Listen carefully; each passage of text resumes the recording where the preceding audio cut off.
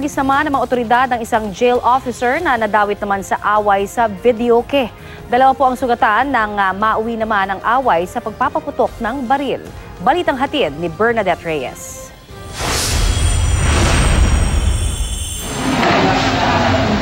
Sa kuha ng CCTV, bandang alas 9 ng gabi nitong linggo sa Millennium Billiard sa Quirino Highway, Quezon City, makikita ang paglapit ng isang lalaking nakaputi na nakilalang si Melvin Etchon sa nakaupong lalaki na si Jail Officer Juan Leo Rosario na nakikipag-inuman.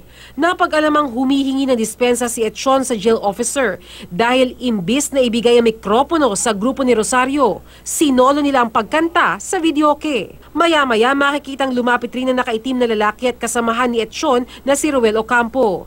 Hihingi rin daw ng dispensa pero ang dapat sana ay simpleng tapik daw sa balikat ni Rosario.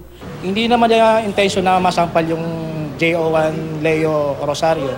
Base po sa kanyang side, humihingi po siya ng pasensya dahil naagawan nga po daw ng kanta yung grupo na JO1. Natamaan po yung pisngi ni JO1 kaya po doon po nag-upis yung Naging mainit ang dalawang grupo hanggang sa magrambulan na. Di na nahagip ng CCTV ang sumunod na mga pangyayari.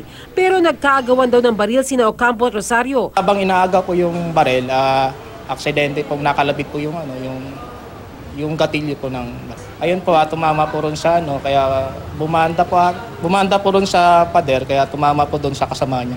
Nadaplisan ang mga kasamahan ng jail guard na sina Arlene Banaria at Richard Carion. Sa huli, nagkapatawaran at hindi na nagkademandahan ng magkabilang panig. Lusot man sa kasong kriminal, pinaghahanap pa rin ng mga otoridad si Rosario na maaaring maharap sa kasong administratibo dahil sa pagbitbit ng kanyang baril sa bar. Payo naman ng pulisya sa mga ayaw paawat sa mikropono tuwing may inuman. Sa mga mahilig uminom dyan sa gabi, kung maaari, doon na lang kayo mag-inom sa bahay para maiwasan natin yung away sa labas.